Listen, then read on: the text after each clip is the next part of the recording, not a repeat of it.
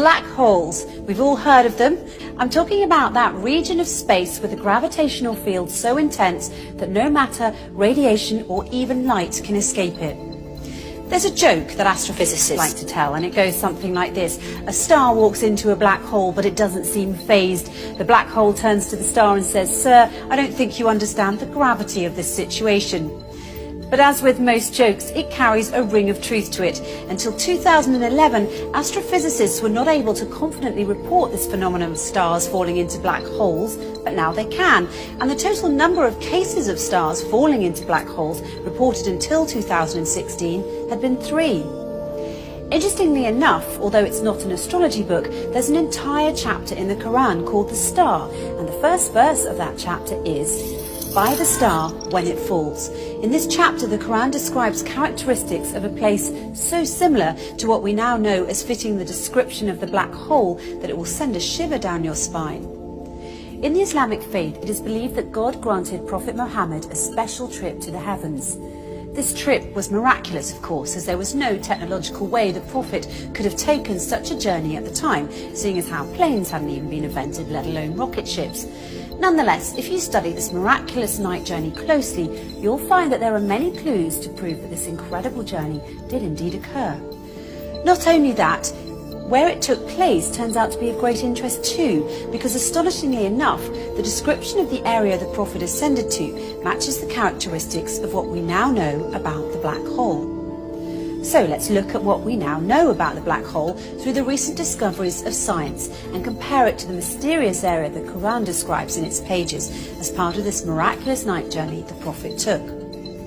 Firstly, in verse 16 of chapter 53, the Quran describes this place in space as very dark. In fact, it describes it as darkness covered or draped in darkness, which is not surprising. Space is a pretty dark place. Even so, some areas are darker than others, but nothing is darker than a black hole, because black holes have such immense forces of gravity, nothing, not even light, can escape from them. That's why they're black. And because they're black, they are veiled from direct observation. They nevertheless reveal themselves indirectly, as scientists have special tools that can help them see how stars that are very close to black holes act differently than other stars because of the immense force of gravity that black holes have, and this helps them identify the location of black holes. Secondly, according to the Quran, when ordinary people look at this dark area in space, they can't see it directly as their eyes bypass or surpass the boundary of this area, and they only see beyond it or around it. It's almost as if this area behaves as a lens. Science, it turns out, has a term for this. It's called gravitational lens. Let's take a closer look. Normally we think of light travelling in straight beams, but near a black hole, the powerful force of gravity bends and warps rays of light around it, creating a visual imprint on the surrounding material. Astrophysicists have proved that a black hole bends light to act like a cosmic magnifying glass, giving astronomers a view of an even more distant galaxy behind it. And this, my friends, is what we call a gravitational lens. However, the Quran brings our attention to an interesting fact regarding this matter in verse 17 of chapter 53, when it says, "The eyesight of the Prophet Muhammad did not swerve, nor did it pass beyond the boundary. He certainly saw it as one of the greatest signs of his Lord." Could this verse be alluding to the fact that the Prophet Muhammad actually visited the black hole and looked at it directly? Thirdly, the Quran describes this area's shape, wide at the top with sloping sides and a narrow tube at the bottom, almost funnel-shaped. In verse 14 of chapter 53, when it says, "By the finite jujube tree," it is likened to the shape of a jujube tree, which fits the same description as the one I just mentioned. A black hole makes such a deep dent in space-time, and that's why it appears to look like a funnel. Despite the black hole's effects on the movement of matter and its tremendous suction power, the black hole's space-time dent remains hidden behind its event horizon, and it's always surrounded by an area which does not allow light to escape and therefore cannot be directly observed. And fourthly, once again, in verse 14, chapter 53, by the finite jujube tree, the Quran reveals that this area is finite. So how does this claim stack up with the science? Until recently, it was assumed that black holes had such an infinite strength of gravitational field that occurs deep within them, ensuring that nothing, not even light, can ever escape them, and a trip into a black hole is a one-way journey. Once you cross the event horizon, the point at which light can't escape, there's no turning back. But researchers such as Georges Poulin, Rodolfo Gambini and Gerard Hooft have recently been able to prove otherwise and show that energy can escape black holes and that black holes are finite. This essentially means that black holes don't end in an infinite density, but rather act as a portal to another universe. The acclaimed British physicist Professor Stephen Hawking supports this claim and further suggested that there could be a way out of the black hole when he famously said, "If you feel you're in a black hole, don't give up. There's a way out. It might have a passage to another universe, but you couldn't come back to our universe. So although I'm keen on spaceflight, I'm not going to try that." In conclusion, the Quran swears by the star when it falls that the Prophet Muhammad travelled through space and reached an area which, according to the Quran, is one of God's greatest signs, an area that is much darker than its surroundings. This darkness hides its funnel jujube tree shape underneath, and no one can see this area directly as his or her eyesight will swerve and pass beyond its boundary. Finally, we're told that this area is finite and a portal to another universe. So it would seem that the Quran and astrophysicists agree, as the way in which the Quran describes this mysterious area matches what we now call the black hole. However, the Quran takes it one step further by asserting that it is, in fact, a portal to heaven, a claim which science has yet to prove. But if past experience is any indication, it's only a matter of time before science catches up to the scientific miracles already contained in the pages of the Quran.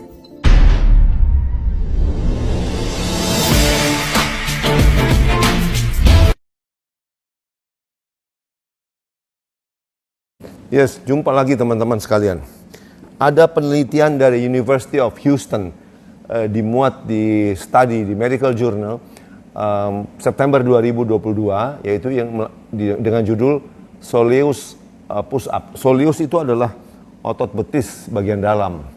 Jadi yang istimewa adalah kalau saat kita duduk, kita bisa melakukan sambil melakukan pekerjaan kita kaki kita tuh jangan diam tapi melakukan ini, jinjit atau calf raise, seated calf raise, ya.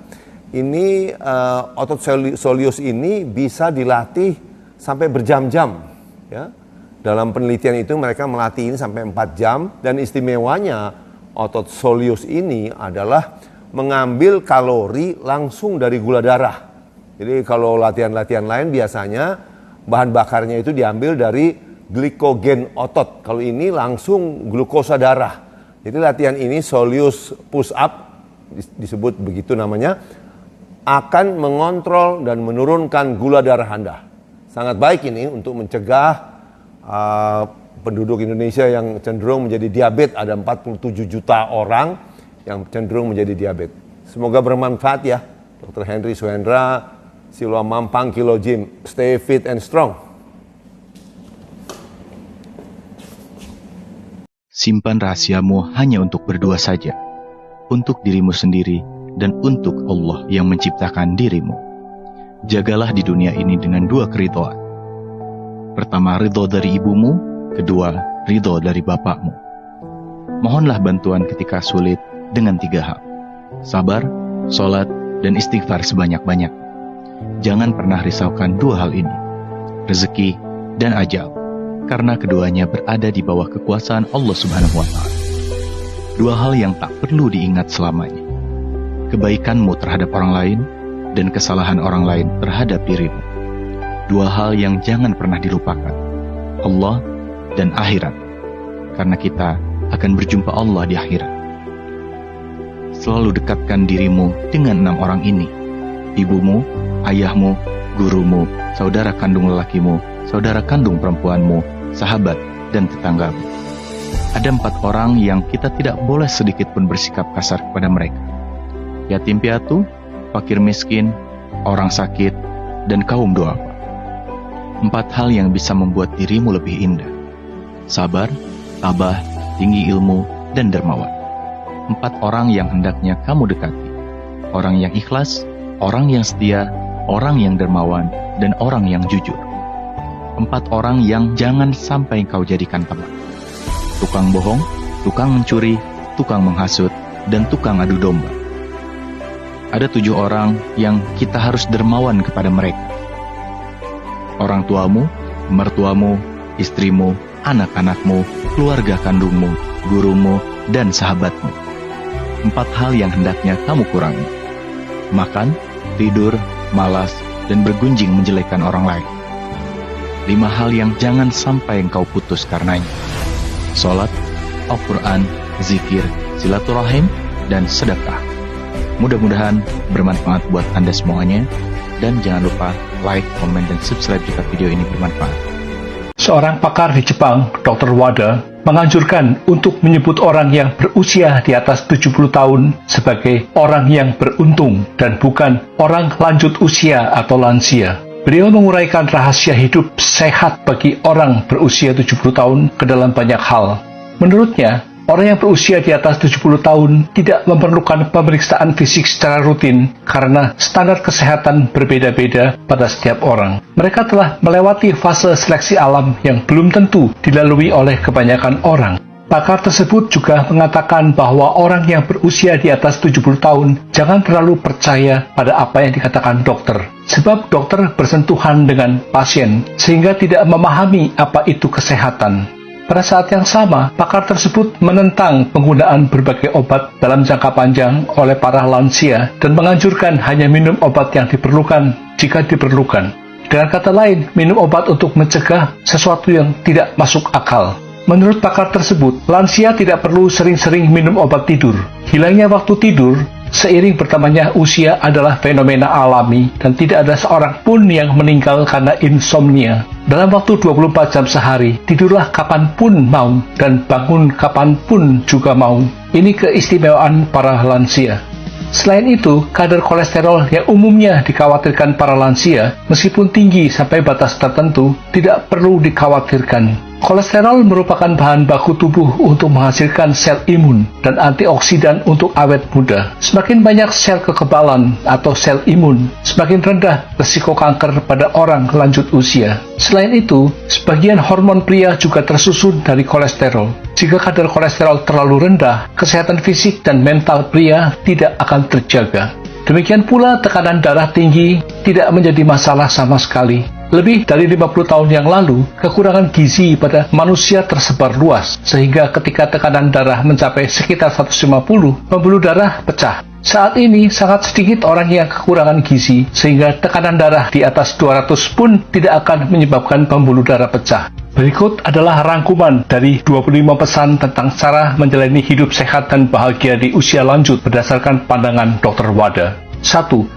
Teruslah berjalan dan bergerak agar badan tidak terasa kaku. 2. Tarik napas dalam-dalam dan cobalah tersenyum saat merasa mudah tersinggung. 3. Minum lebih banyak air saat musim panas. 4. Semakin banyak mengunyah, maka tubuh dan otak akan semakin berenergi. 5. Tidak perlu minum banyak obat. 6. Tidak perlu sengaja menurunkan tekanan darah dan kadar gula darah. 7. Lakukan hanya apa yang disukai, bukan apa yang dibenci. 8. Apapun yang terjadi, jangan terus-terusan berada di rumah. 9. Makan apapun yang kamu mau, asal gemuknya badan pas. 10.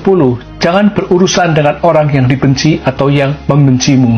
11. Jika ada penyakit, daripada melawan penyakit terus-menerus, lebih baik hidup berdamai dengannya. 12. Jangan memaksa untuk tidur. Bila tidak bisa tertidur, jangan memaksanya. 13. Selalu melatih otak. Daya ingat menurun bukan karena usia, tapi karena tidak digunakannya otak dalam jangka panjang. 14. Melakukan hal-hal yang membahagiakan adalah yang terbaik untuk meningkatkan aktivitas otak. 15. Jangan terlalu sabar atau memaksakan diri. Tidak ada salahnya menjadi orang tua yang jahat. 16. Terus belajar dan membaca. Berhenti belajar, maka akan menjadi tua. Maksudnya jangan berhenti belajar atau membaca. 17. Jangan serakah pada kesombongan. Ada baiknya menikmati semua yang dimiliki sekarang. 18. Kepolosan adalah hak istimewa orang lanjut usia. 19. Lakukan apa yang baik untuk orang lain. 20. Hiduplah dengan santai hari ini. 21. Keinginan adalah sumber umur panjang. 22. Makin banyak hal yang memancing daya pikir akan semakin menarik. 23. Hiduplah sebagai orang yang optimis. 24. Aturan hidup ada di tangan sendiri. 25. Terima semua dengan tenang, ikhlas, dan penuh rasa syukur. Apa betul urutan makan itu mempengaruhi gula darah? Kamu nanya? Langsung aja yuk kita buktiin. Jadi, aku akan eksperimen untuk mengetahui berapa sih kenaikan gula darah kalau misalnya urutan makannya itu berbeda. Oke, pertama-tama kita coba dulu ya urutan makannya dari karbohidrat, protein, dan juga serat. Sebelum makan aku akan cek gula darah dulu dan hasilnya adalah 87. Dan ini aku akan pakai karbohidratnya itu nasi porang. Seratnya aku pakai sayur pakcoy 150 gram. Proteinnya aku pakai 1 buah telur. Ini masakan aku itu tetap berasa ya guys. Jadi aku pakai bumbu sedikit garam dan juga lada. Oke, langsung aja kita makan. Ini aku makan karbohidratnya dulu. Kemudian aku lanjut lagi makan protein. Dan terakhir aku akan habisin serat atau sayurnya. Dan sudah habis semua, saatnya 2 jam setelah makan aku langsung cek gula darah lagi dan hasilnya adalah 103. Dan di lain hari aku bakal ngetes dengan urutan yang berbeda, yaitu pertama itu aku makan seratnya dulu, protein, baru karbohidrat. Langsung aja kita cek dulu gula darah sebelum makan dan hasilnya adalah 99. Dan ini aku pakai menu yang sama, karbohidrat aku pakai beras porang. Jangan tanya kenapa aku pakai beras porang terus, karena ya praktis dan juga satut banget buat keseharian aku. Masaknya itu nggak perlu rice cooker, tinggal direndam aja sama air panas. Teksturnya mirip nasi putih dan so far sih masih aman untuk gula darah aku. Untuk seratnya masih sama, aku pakai sayur pakcoy, dan untuk proteinnya 1 buah telur. Langsung aja kita makan. Perbedaannya adalah aku bakal makan seratnya dulu, kemudian aku bakal lanjutin dengan protein, dan terakhir aku bakal makan karbohidratnya atau nasinya.